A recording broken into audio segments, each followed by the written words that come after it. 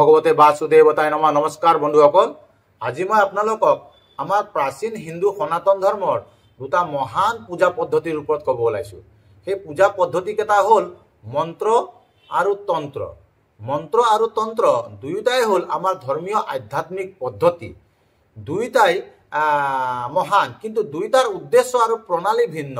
মন্ত্ৰ হৈছে এটা শব্দ বা ধ্বনিৰ নিৰ্দিষ্ট শৃংখলা, যাক মনৰ শান্তি আৰু মনৰ শক্তি বৃদ্ধি কৰিবলৈ কৰা হয়।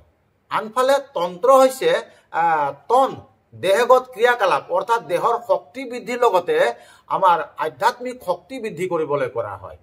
এই তন্ত্ৰত কিন্তু অনুষ্ঠান, দেহগত ক্ৰিয়াকলাপ আৰু অনেক ধৰণৰ ব্যৱস্থা চামিল থাকে।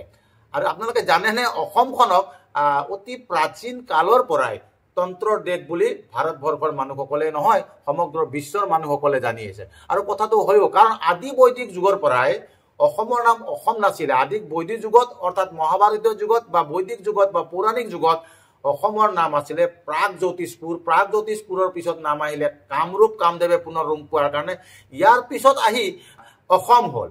কিন্তু আমাৰ অসমত অতি প্ৰাচীন কালৰ পৰাই জ্যোতিষ চৰ্চা, তন্ত্ৰ চৰ্চাৰ প্ৰচলন হৈ আহিছিল বুলি শাস্ত্ৰতো লিখা আছে, আৰু সেইটো মিছা নহয়।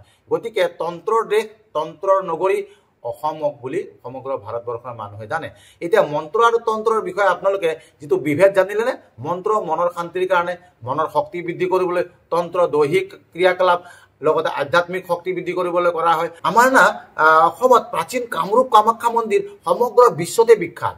আৰু তান্ত্ৰিকসকলে আপোনালোকে জানেনে, তান্ত্ৰিকসকলে দৈবিক শক্তি পূজা কৰে, দেৱীক তেওঁলোকে উপাসনা কৰে। কাৰণ দেৱীক তন্ত্ৰ সাধনেৰে পূজা কৰি তেওঁলোকে ঐশ্বৰিক শক্তি লাভ কৰে, দৈহিক শক্তি লাভ কৰে, তেওঁলোকে অনেক শক্তি লাভ কৰে, যাৰ দ্বাৰা তেওঁলোকে নিজৰ উদ্দেশ্য আৰু কাৰ্য সিদ্ধি কৰিব পাৰে। বাৰু যা হওক, আজিৰ এই ভিডিঅ'টোত আপোনালোকে মন্ত্ৰ আৰু তন্ত্ৰৰ মাজত থকা বিভেদটো জানি কেনেকুৱা পালে নিশ্চয় কমেণ্ট কৰি জনাব। কাৰণ এইটো শ্বৰ্ট ভিডিঅ' আজিকালি ৰাইজসকলে চাই ভাল পায়, সেইকাৰণে অতি কম সময়ত মন্ত্ৰ আৰু তন্ত্ৰৰ বিষয়ে থকা বিভেদটো মই আপোনালোকক জনালোঁ। যদি আপোনালোকে ইয়াতকৈ ব্যাপকভাৱে জানিব বিচাৰে, তেনেহ'লে আপোনালোকে কমেণ্ট কৰিব। তেতিয়া নেক্সট ভিডিঅ'টোত মই মন্ত্ৰ আৰু তন্ত্ৰৰ মাজত থকা ডিফাৰেঞ্চটো বহলকৈ আৰু বিশদভাৱে ক'ব পাৰিম। তেতিয়ালৈ বন্ধুসকল নমস্কাৰ।